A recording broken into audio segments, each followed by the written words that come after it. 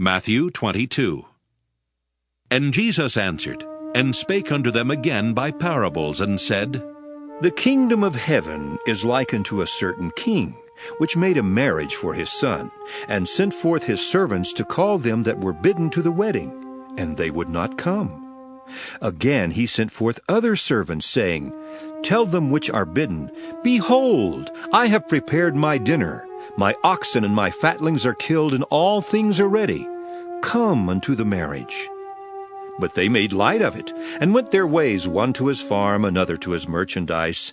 And the remnant took his servants, and entreated them spitefully, and slew them. But when the king heard thereof, he was wroth. And he sent forth his armies, and destroyed those murderers, and burned up their city. Then saith he to his servants, The wedding is ready, but they which were bidden were not worthy. Go ye therefore into the highways, and as many as ye shall find, bid to the marriage. So those servants went out unto the highways, and gathered together all as many as they found, both bad and good. And the wedding was furnished with guests. And when the king came in to see the guests, he saw there a man which had not on a wedding garment. And he saith unto him, Friend, how camest thou in hither, not having a wedding garment?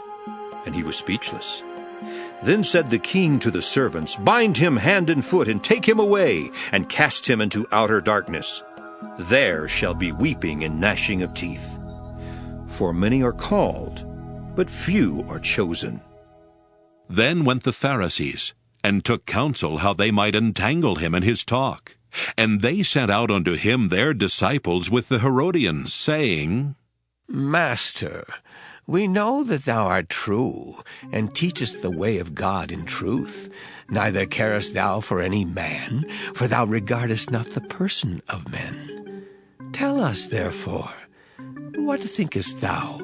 Is it lawful to give tribute unto Caesar, or not? But Jesus perceived their wickedness, and said, Why tempt ye me, ye hypocrites? Show me the tribute money. And they brought unto him a penny.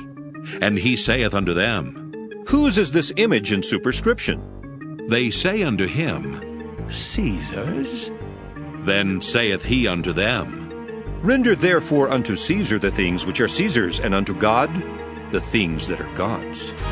When they had heard these words, they marveled, and left him, and went their way. The same day came to him the Sadducees, which say that there is no resurrection, and asked him, saying, Master, Moses said, If a man die, having no children, his brother shall marry his wife, and raise up seed unto his brother.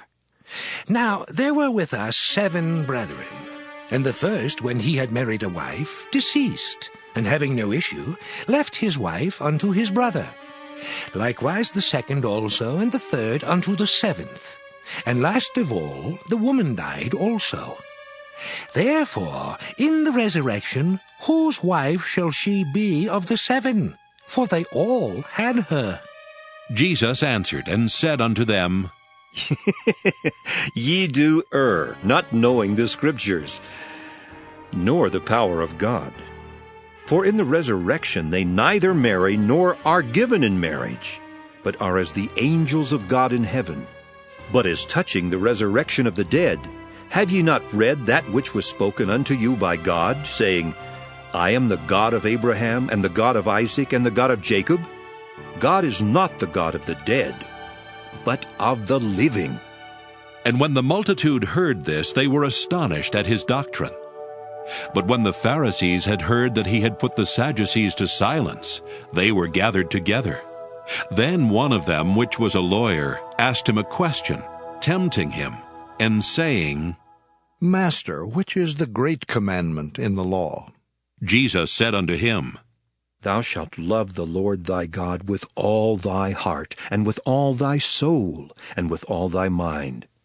This is the first and great commandment, and the second is like unto it. Thou shalt love thy neighbor as thyself. On these 2 commandments hang all the law and the prophets. While the Pharisees were gathered together, Jesus asked them, saying, What think ye of Christ? Whose son is he? They say unto him, the son of David.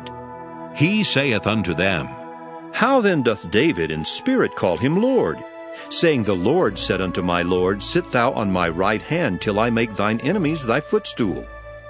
If David then call him Lord, how is he his son? And no man was able to answer him a word, neither durst any man from that day forth ask him any more questions.